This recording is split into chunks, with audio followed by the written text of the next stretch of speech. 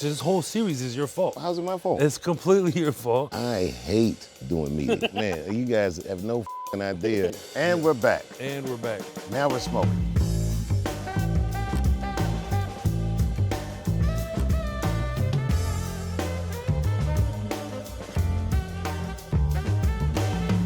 As you know, I notoriously don't like to do press, but today I wouldn't have missed because it's you.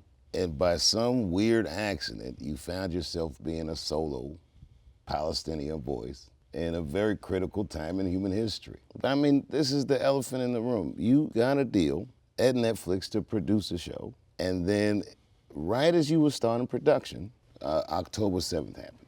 Correct. And this is something that you're gonna have to address artistically, or not. And what I was curious about for you is the process of going through that. I started writing in April of 2023, and then we went on strike like May 1st-ish of 2023. We came back in October 1st. 6 days later, all hell breaks loose. So you were 6 days into writing. Yeah, 6 days after the strike. So we already had like 5 weeks before the strike, and then we had a 5-month break. And then we came back just before October 7th. And of course that happens. And particularly, my writing room, since the show is centered around a Palestinian family, clearly this impacted it significantly and caused us to have a tremendous amount of debate in the writing room itself, and then outside of the writing room in my actual life, a deep, deep concern for what's going on globally. And my family lives in the West Bank in particular. And in the show, we reference Burin, that's where my family comes from, which is a suburb of Nablus. But anyway, so I was just getting all kinds of pressure, like, what are you gonna say? What are you gonna do? How's this, what's the next thing? Give me an example of where the pressure comes from. Family, friends, artists, producers, execs? I think it comes from the fans and the public. Right. Since I am a lone voice I'm the only guy that's Palestinian who has a show that's centered around a Palestinian family, the pressure around that was immense, and understandably so. Like, what are you gonna do to try to help to bring people together, to try to, for people to come to their senses and to get to a resolution? So that pressure was coming from everywhere that you can possibly imagine. My God, there was so many phone calls and people pressuring me to speak right away. I'm talking about like literally October 8th, Oh, wow. I was like, yo guys, because I just noticed everyone was yelling at each other. No one was actually listening to one another. And I think it's really important to understand what's happening before you speak out. It's really, really necessary to know what you're talking about exactly when you're doing it. Because it's like, you have to say something, you can't say anything. And how you say it is everything. That's how and I've always seen my art form as the refuge where it allows me to be myself and express myself, and outside of that feels unnatural to me at the moment, Oh, I know exactly what you mean. Yeah. I'm sure you know better than anybody else. But for me, like, regards to the show itself, do you address October 7th? Do you not? I every time I started writing the show or experimenting to implement it into the series, everything would get lost. Like the characters, you didn't really know anything about the characters, you knew anything about the family. It took over the entire narrative of the show, and I felt like it did a massive disservice. Also, this idea of everything started on October 7th is not accurate as well. So contextually of what's been going on for the last 75 years, people need to know what life was like there. Right. And then one of the other ones where if we started, for instance, we'd film the show and then a whole year would go by the time the series drops. So potentially whatever, things we discussed in the series could be defunct a year later, could be outdated at that point. And then the big one for me was I always wanted to get the family to go home, because it's a family that was, seeking Displaced. asylum, trying to get their asylum granted so they can get a refugee travel document to allow them to travel abroad and go back and see their families. So if I did that, if we were in a post-October 7th world, then that's erased. We can't do that. And to me was, look, if there's a season 3, if there's a world of a season 3, which I'm not really, I feel like season 2 is such a, I put everything, my heart and soul into it. It's a masterpiece, without question. It was great. Yeah, I just feel that way, and it's when you say that, it makes me not want to do it. So how do you follow that? But no, if there is a scenario, if there's a world that would take place, then sure, we would explore that, considering that the show ends on October 6th. Like, I very deliberately ended it that way at Tel Aviv Airport. When the camera pans over, whether people catch it or not, it ends in that way. But I do feel like it's important to, be a part of the solution rather than be a part of the problem. I think it's really, very important and necessary to have real conversations with people, with each other, our community, artist community outside of that, and build out from there to try to come to some really clear understanding, So I did go to DC, I did speak at a JVP rally, I did which I didn't intend to, always scary to me, do you do that or not? Do you do that or not? But anyway, it was a wonderful, gathering where people were really trying to come to some resolution and some idea of unification, and that was a beautiful thing to be a part of, and I had support from everyone around me, honestly, from the writing staff. And from a viewer standpoint, for me, it looked like a miracle of timing. Your show reads like today's paper, the issues it touches, Palestine, immigration itself, like the world is wrestling with all these things, and all of a sudden there's this cathartic piece of art that kind of touches on all of that, humanizes all of that. And it's funny, man. I mean, I hope so. I mean, it is, sometimes it didn't feel like a comedy. I gotta tell you, there was a moments where I'm like, are we fucking making a comedy? Because I'm emotionally exhausted, I'm tanked. All of a sudden, Maria, the theater aficionado, to be or not to be? That is thy question, oh Maria. To your point, I've never seen a series touch upon all these things, and that's something I really wanted to do. I wanted to go into a detention center. I quite deliberately wanted my character at the end of season 1 to get stuck in Mexico to see what it takes to actually get back in and to show the absurdities of a detention center, but not only, show myself as my character within the series, how, poor guy this, but then you look inside a detention center and you could see that he has it better off than most people, to show how privileged even my character is within the series itself. There's a great scene where the guy's talking about what it took to even get to Panama and the jungles and the mudslides and this and that and the cartels, and he looks at me, he's like, how'd you get here? I was like, oh, took a bus, it's an absurd thing, but I really feel like, going into the detention center was a big deal for me. I wanted to be in there. And also there's another layer too for me, was the detention officer. Once I started looking around, I was like, I don't know what this guy is. Who is this person? He's essentially a detention center of his own, right? He's in prison 12 hours a day, 5-6 days a week, and probably is miserable and has lost touch with humanity. It's a very interesting thing to see, a peek into that guy's world. So there's all these explorations that happen. Surely it's centered around a Palestinian family, but it's 100% for everyone. Is it hard? Okay, you directed episodes too, right? I directed 1, 7, and 8, yeah. Is it hard to direct yourself in something you wrote? Now, Woody Allen does it. Sure. There are people who do it. Yeah. I've never done it because I can't split duties. We should definitely have trustworthy eyes, to help you out, and playback is a big thing. But I really felt extremely comfortable in that position because I knew the story so well. I knew what I wanted out of myself, and surely having Slick, for instance, who co-directed the series with me this season, he was very helpful in guiding me in certain scenarios, or my DP, just having the right people around to make sure that I'm catching all the right things. Because sometimes in television, you don't have time. He's got a bomb. Oh, no, everyone calm down. It's not a bomb. It's an ankle bracelet. It's not a bomb, folks. Pulling the top. Damn. Thanks a lot, Karen. You trying to get me arrested again? Now, I remember years ago being on a tour bus with you. Yeah. And you described the whole sequence about what it was like fleeing Kuwait. And when I saw the first season of your show, it was exactly what you described on the tour bus, shot for shot. Do you remember this conversation? Of course I remember this conversation. This whole series is your fault. How's it my fault? It's completely your fault. Where I was opening for you in Dallas at the House of Blues. I just got off stage, and you walked up to me, you sat next to me, you said, Mo, you had a cigarette in your mouth, as usual. Always. As usual. Where is it now? I'm sure you're thinking about it. You were like, Mo, you ever thought about doing a short film in front of your stand-up special, and if you do it right, you said it actually. You said it could win an Emmy, and you hit me in the shoulder like that. I was like, oh shit. All I was obsessed with was this short film. I couldn't stop thinking about it, and for an entire, I don't know, it was 10 days, I was just listening to all this music because I'm really inspired by music. It creates like the pictures for me. And once I heard Elvis Presley's track, "That's All Right, Mama," that's all right, Mama, that's all right now, that's all right, Mama, you should do what you do, oh, that's all right. It just all came in to me. Like, I was like, oh my God. I started seeing my mom take the money, which is a real thing that happened when we were fleeing Kuwait.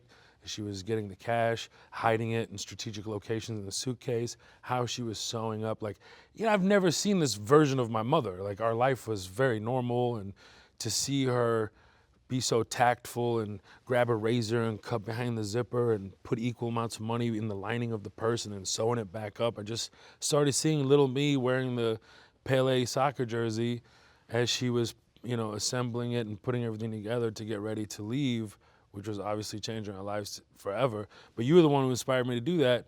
And I remember you were nervous. You were like, oh man, I don't want to hear this pitch, because I was bugging you all the time. Like, bro, I figured it out. I was on to something. And I could see it in your face, like, what if it sucks? Like, I just inspired this guy to do this. Like, what if it stinks? Like, this would be terrible. And then I got you in the bus and I grabbed your speaker and I linked it up to the Bluetooth, and I remember it. Of course I remember it. It's the whole reason for this. And that's when you said, like, it's genius. You shouldn't save it for, you should do a TV show. I was like, oh shit, TV show. And I couldn't stop thinking about that. And I got a pack of 100 index cards. And on the back of them, I would write, big moments in my life from my memory. Most of them were flashbacks or like immigration issues like prior to that I had. And I would just, significant scenes, I would write them down.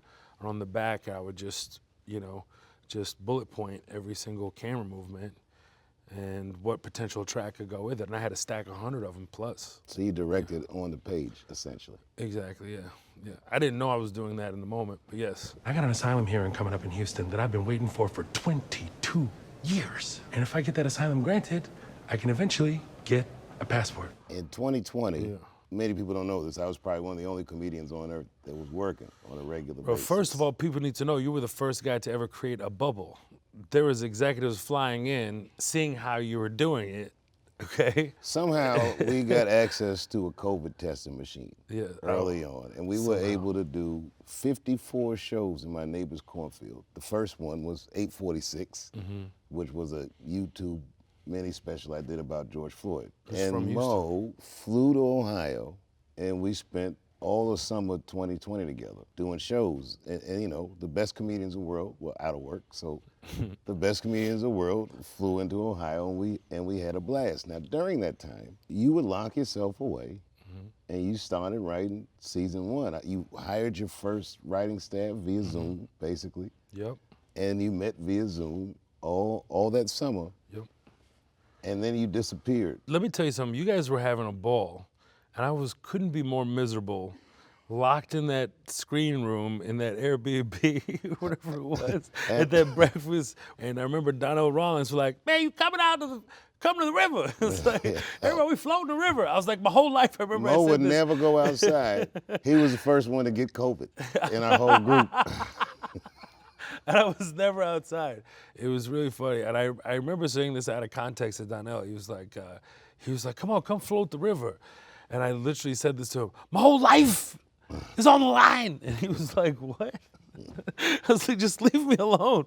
Literally, I felt that way. Did it feel that way? Yeah. Yes, no, it felt that. I was, coming out of a divorce. I was, starting from below zero, I felt like creatively. You hear all these stories from my mentors beforehand when I was a little teenager doing stand-up, how you got to make sure, like, if you ever get a shot, your own sitcom, your own series, that it's actually properly centered around you and it's authentic to your voice. Because I've seen other comedians get one season and then it's not really authentic to them and the show's gone. It's like, when are you gonna get another one? Who knows? There's a lot of guys without shows. There's very few guys with series. So I took that extremely seriously, and it was so nerve-wracking because everything was so unsettling. It was COVID, it was civil unrest, it was my own personal stuff, and every one of my writers were juggling things emotionally. So you were just almost like a dad in the whole thing, It was like, it was really, really overwhelming. But you really saved my life in that. I'm sure that a lot of people felt that way because we weren't working. You gave us an outlet. You were the first person to actually be a visionary in this thing. Like, no, this can't be it. You did it in a cornfield, outdoors as safe as possible. You got the COVID testing machines. You were literally the first person to create a bubble. We were getting tested every day. We were getting jammed in the nostrils every day. When now you realize all you needed was just the tip, pause. But you know what I mean?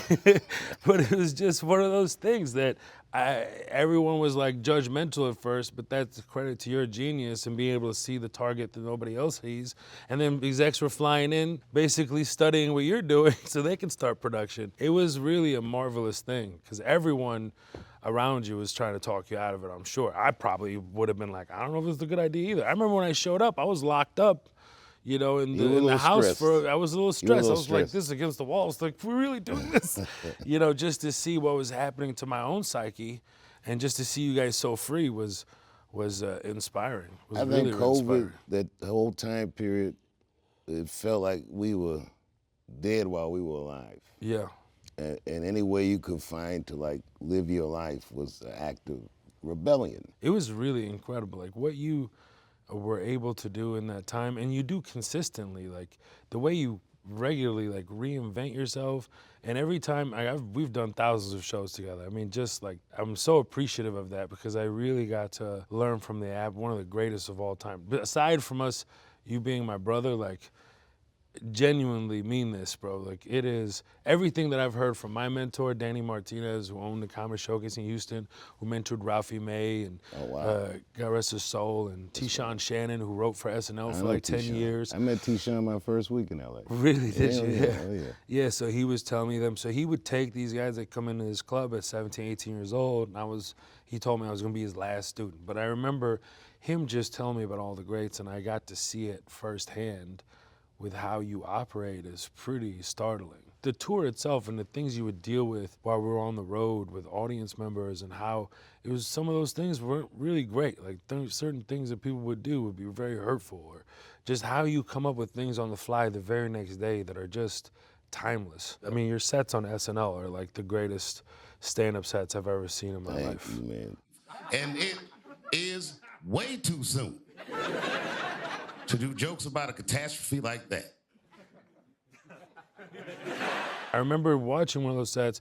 It was myself, Bradley Cooper, Ted was there, of course, Lorne, Jeff Ross, and we were watching you walk this tightrope. I don't know if anybody could have done it that time. Like, it's just a marvel, and for me to be just a fly on the wall to learn from you has been, like, I don't know, priceless, you know? It's just like, I remember sitting next to Bradley like this, standing next to Bradley, Bradley's looking at me, he's like, I can't believe we're watching this. I just can't. He's just like, I can't believe this we're watching this firsthand, next to Lauren, the creator of the show, the producer, EP of the show, the legend himself, and watching you execute it on such a high level on live television. It's the closest thing to sports comedians do, live television. Yeah. And what it does is it forces you to be precise, more precise than I would have to be in a club. Oh, I noticed that. But I love being approximate more than anything. What do you mean by that? Precision is like, okay, that's a virtuoso's game. Like once you know a set, it's more of a joke recital than it is doing stand-up. Man, figuring out what a set is to me the funnest part. Yes. You know, and comedy is very result-oriented, but I'm more fascinated with process. Mm-hmm. Like watching you write your show or how you came up with that show. Your second season was almost crafted like the perfect joke. And I don't want to spoil it for the audience, but man, watch it to the very last episode because the punchline is beautiful. I'll tear up just thinking about it. Same. You know. Yeah, take a break. I forgot. For real. No, it's I can't do it. Bro. It's really hard to even think about. It is. That's one of the best shits. It's a perfect punchline. You know, you watch shows sometimes, I don't know, like picture something like White Lotus and you just wonder what's gonna happen to these people. Yeah. They always foreshadow the end or something. Yeah. And you watch to the end to see their punchline. They're good at it. But boy, this second season, this punchline of Mo was everything. It was great. And that's why I'm here. That's the only reason I'm here. I hate doing media. Like, man, you guys have no fucking idea how amazing it is that I'm here right now. I was actually, when we were taking pictures next to each other, I'm not gonna lie, I looked over a couple times, like, I literally was thanking you. I was like, bro, I know you hate this so much. But also, I was like, he must really love the show. He's not doing I wouldn't even he's do not, it for him. And if this show sucked and he asked me to do this, no, nigga, I'm not doing this shit. But boy, by the time I got to the end of the season, and it made me laugh the whole time. At the end, it made me cry, joyful tears. Yeah. Man, I'm so proud of you. Thank you, bro. Will always try to tear us down. And when they do, we smile because we know who we are. I watched the editor's cut, and it was like, I remember. Can I smoke on this show, or is that? They like to pretend that people don't smoke. It's Yeah. PBS. Trump already cut their funding anyway. Fuck Sesame it, let it Street left. I mean, no, I'm kidding. I mean, Snoop's done Sesame Street and porn in the same career. I think I could That's just a smoke hell a of an cigarette. I outtake, don't want to though. I don't want to break the bank on this shit. We could just smoke right here, though, right? I heard somebody coughing in the back, and I didn't know if they meant it or not. You just meant. Anytime you said Palestine, someone in the back would be like. Thank you, bro. Of course. And we're back. And we're back. Now we're smoking. When I watched the editor's cut at the end of episode 8 and seeing my father's footage at the end to show that it's like real. I didn't have any video of my dad at all pre his, passing. I didn't have anything. So when I discovered it, my opening act, and Adi Khalifa is great stand-up, great stand-up. out of Nazareth. He was filming me discovering the footage. I couldn't see him because it was that old camera he put on his shoulder and whatnot. So he reminded me of it because he plays my cousin in the show. And he reminded me, because I'd totally forgotten that he filmed me discovering the footage.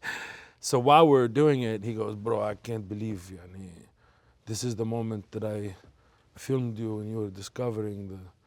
I was like, oh my God. I immediately looked at my phone, found the footage, sent it to my editor. And I had then forgotten that I sent it to her. So when I saw the edit of my actual dad at the end of it, it just like, I remember watching it next to Steph, my wife, and just like, I remember another wiped piece out, of footage. cried so much. It was like unbelievable. You showed me a piece of footage once. It was you were a little boy. You were jumping off of a wall. You were in Kuwait. Yep, and I was in Kuwait. And then it just smash cut to you as an adult, like standing at that same wall. It really choked me up. This was like years before the show. Yeah, it was brutal. I went back after the first special in 2018, and I did a show in Kuwait. It was like the big homecoming. They built like a huge tent to do the show, and I was with my aunt. She was like, at the time she was alive, and she was like early set Alzheimer's, and it was one of the hard. I FaceTimed you before I went on. I was like about to lose it because she was holding my hand saying, "Don't go, don't go, don't go." And I was like 30 minutes before the show starts. I was like, it was crushing. I remember another like the time. last memory I had with him, but it was like. It was my birthday, and he FaceTimed me from Ramallah. Yep. And you were doing a show there. Yep. And there were like all these hundreds of people Palestinian saying people. happy birthday. And they were saying me happy birthday. birthday. Oh, man. It was tight. It was a great one. No, it was a great one. But One of the best birthday messages ever. I'm sure you have some good ones from your kids. Bro, you have the longest sets on SNL. They're, to me, the pinnacle of stand-up. Like, watching a master at work at live stand-up, and you said that that's like a joke recital or whatnot, but you freestyle. The first one especially was like winging it. But, I've been doing it long enough that you're never really winging it. Yeah. Like, even if I don't have jokes, I got experience enough. Sure. But on live television, it's dangerous because you got to navigate standards and practices and all the rest of it. But to Lorne Michaels' credit, he never knows what I'm going to say. And as a tradition, I never do my actual monologue in rehearsal. For me, rehearsal is just how's the sound and this, that, and the other. And just getting used to being on set, having people count you in, which is that never happens in stand-up. 5, 4, it's like so much pressure, right, on live television. The joy of doing that show for me is the monologue. Like, what a gift for a stand-up to be able to do what he does on live television on such a revered platform like SNL is. But it's always exhilarating. It's a little terrifying, but just a little. But you're so prepared, right?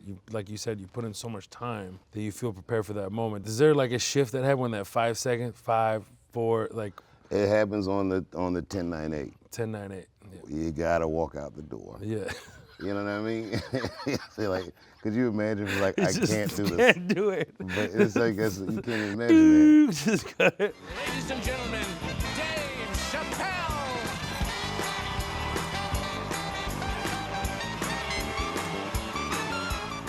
And the first time I was like beyond, not even, I hadn't been on television in over a decade, and I had all this pressure on me because my agent at the time was chasing me down the hallway to sign a Netflix contract. I'm like, man, this is a real bad time to do this, but I signed it. Yeah. That was like at the 3-minute mark, and then by 10-9-8, I was, okay, I'll go out there, and I went out there, and they said this has never happened on the show, but when I walked out, the crowd stood up. It was a real nice welcome back. And it just reminded me like, oh yeah, well this is stand-up. And it was great. It was really fun to do. You never do as good as you think you're gonna do, but it's never that bad. The hardest one was maybe the one when Biden got elected, because we didn't know he was gonna be president till Saturday morning. So I had a set for if Trump won and I had a set for if Biden won. You had to. I mean, there's no other option. There's no, yeah. You just had to prepare for whatever eventuality. Was it the first monologue you did when Trump won? Right, Trump won the first time. How do you feel about that monologue now? You think has it aged? They all age incredibly well, in my opinion. So far, not going. I guess this is Marvel. You know what I mean? Yeah. So far. No, they're all incredibly timeless. Like your specials are timeless. All this, everything you've done as far as stand-up is concerned. I mean, I've lost track of how many specials you believe was it 8? I don't remember. Or is that But I'll tell you this. But I'm saying as far as like the monologues themselves, like from 2016, with so much going on in the world and the fact that Trump had won the election from 2016 to now, how do you feel about that monologue? Just very curious. The first one, I haven't watched it in a while, but you I spoke remember about it giving him a fondly. chance and I remember that part, but I feel like, you know what? You had to though. I don't think there's no other approach, honestly. Well, no, I look at it like a set like that is like a photograph. That's what it felt like in that moment. Now, if it ages well or not, I don't get mad if I look at a picture because it's not today. You know what I mean? That's what it was at that time. And in that sense, I'm fine with them. Yeah. I've heard comedians, and we've done it. You might look at an old set and cringe, but you could just cringe because of how you were at that time, and you can always remember your sets from the inside out. Nobody else knows all the stuff you know about those moments. So, I don't know, I just feel lucky. I feel like you'd have to be a soldier or a cop to have the sense of destiny that we get to have at work. You know what I mean? You're such a cultural lightning rod, bro. It's like everything you say like encapsulates everything that's going on in Zeitgeist. Like Complete accident. Complete accident. Come No, I on. was kidding. No, for real. Like, how do you know a joke is worth telling, for instance? Because it makes you laugh. Yeah. Or it makes you think. Yeah. Or you're just inspired to say something or communicate something. Like how did you know that your show would sound like today's paper? When you filmed those scenes in the detention camp, you didn't know El Salvador was gonna happen. You just were doing what felt like was urgent to you. And it turns out that the world stage caught up to your writer's room. Right. And these things were focused into the spotlight. You never know. We're always kind of guessing. We don't drive as much as people think we do. We're riding like everybody. We just call the fight. We call it like we see it. It's exciting because it is so dangerous to say anything, and everyone gets upset about everything. Like we used to watch TV growing up. We had no venue to talk back to television. Right. And now, people can get mad and they can hem and holler about jokes, but you can't let that ruin the experience for you. When I'm writing, I consider my critics, but that's never really the point. The cruelest thing that the critic does is they make you think about it. But the best thing that a critic does is they make you think about it. Yeah. That's what you're gonna do. The presidency is no place for petty people. So Donald Trump, I know you watch the show. I'll tell you one last thing about SNL. The other tradition I have is I never do the closer anywhere, live or anywhere. I only do the closer on stage in Studio 8H, so that it's its own unique moment. Even if I've done all these jokes before, I look forward to that last joke because I get to hear what it sounds like. Just say it in my head. So you've never done it like at the cellar as a like pre or just Not the just have it? closers. Oh wow, Never the closers. that's amazing. It makes it exciting Yeah, yeah. because I like the joke. I'm closing with it, but like I don't know if it's gonna land. I just know it sounds good in my head, and then I get to hear myself say it for the first time. It's pretty wild that in 2016 that he was just elected, Trump was elected, and then in 2025 you go in, now you know like he was actually elected. Oh yeah. Yeah, you already knew that. Was he about to get inaugurated at that point, or the It inauguration was just the happened? Saturday before the Monday that he was Yeah. inaugurated, and the first time was the Saturday after the Tuesday he was elected. And man, when they called Donald Trump the winner, that shit shut the writers' room down. You should have seen them. The first in there. one or the second? The first one. Boy, The they first was one, yeah, crying yeah. like Yeah. black people. Yeah, That's kidding. bro. They're not like black people, but you know what I mean. Yes. They couldn't believe that this was happening. I knew it the whole time. Yeah, knew I he did was gonna because win you the live whole in time. Texas and I live in Ohio. But in 30 Rock, it looked like Hillary Clinton was gonna win. I don't know what it looks different from those windows. But yeah, man, it Bro, I surprised sat everybody. next to his son in 2016 after he won. I Sat next to remember. Eric. As a joke, I take a picture of us together. Like I'm going to tour in England. I'm flying to Glasgow to start the tour, and I just don't think anything of it. I'm Muslim. I'm just joking around. I'm just like, "Assalamu alaikum," just busting his balls a little bit. And the thing goes around the planet. And I remember texting you like, "Oh my God, I don't know what I did. I'm so sorry. I did it. I didn't mean to put this out." Like it was just a joke about the Muslim ban. Like I was just in his face about it, like jokingly. And then everyone, you were like, "Oh my God, fame is chasing you." I was like, "I don't want it to chase me like this. I don't want it to chase me like this. Go away." And everyone was like texting me about it.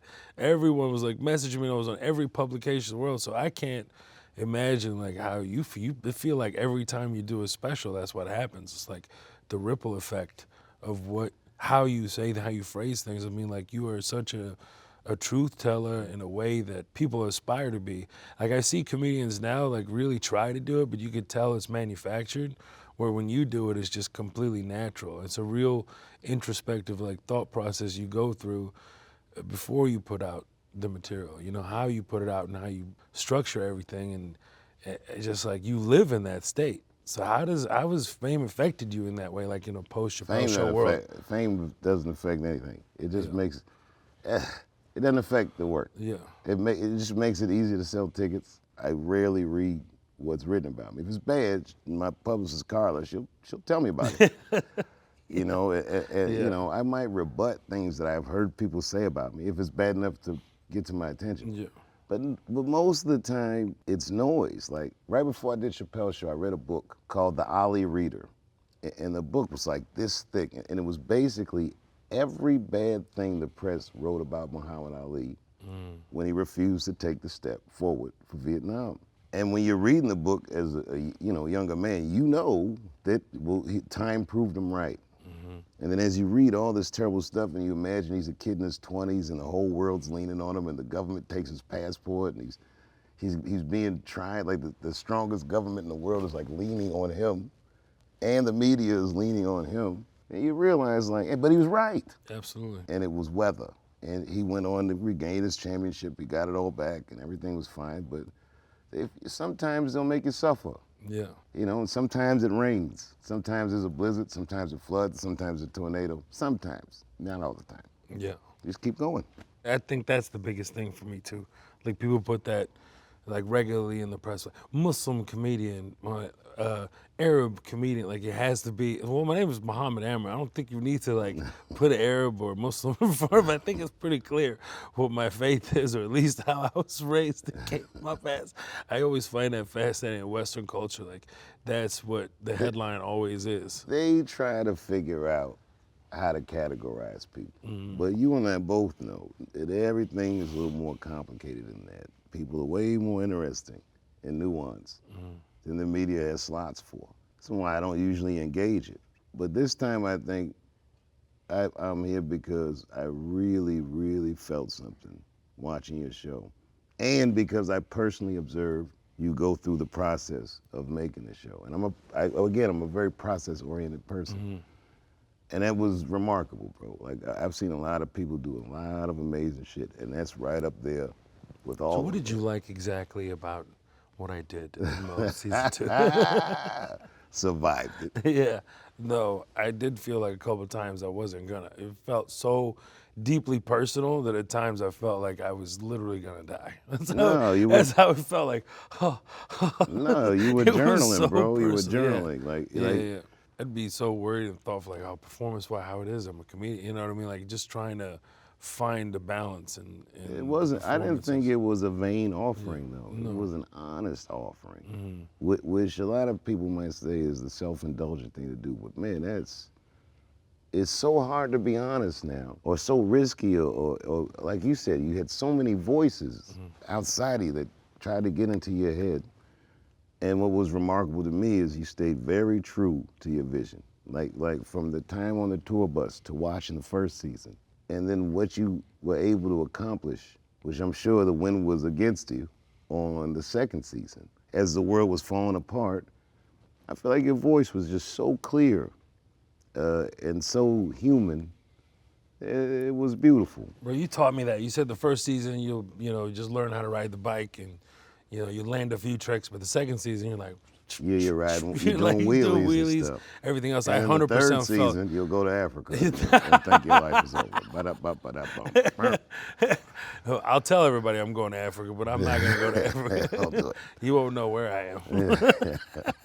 But I think I would tell my family where I'm going, maybe. To each his own. To each his own. Mo, it was a pleasure talking to you in public. In public, I know. I should meet you later in private. Yeah, Actually, I'm going to go do a show tonight if you want to come by. Yeah, of course, I'd love to. Yeah, Let's do it. For old time's sake. Let's do it. Let's take these clown outfits off. Is this you think? You're making me self-conscious now. No, this shit is fantastic. It's more a cardigan situation. I'm trying to. Is it a cardigan or a robe? I don't know what this is, but it's fine. I just wanted something it's the kind of shit slimming. Bruce Wayne would go to an auction. Yes. It's auction clothes. I love you, bro. Thank you so much for everything. Always, man.